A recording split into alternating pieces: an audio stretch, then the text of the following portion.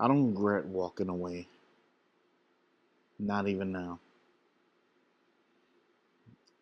It doesn't mean that I did everything perfectly. I probably could have planned better. Should have saved more. Mapped it all out.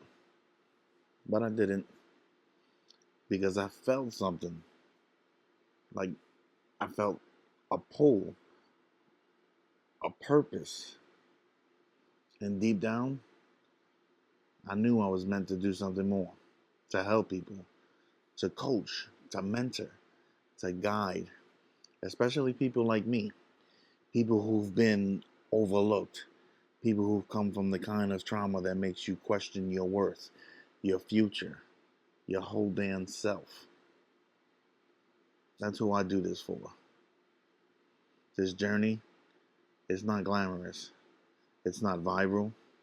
It's not pretty, but it's real. It's exhausting. It's broke days and broken plans. It's recording content in parking lots, editing in hotel rooms, and driving all day to make ends meet. And still, I keep going. People might not understand why I left a 17-year career.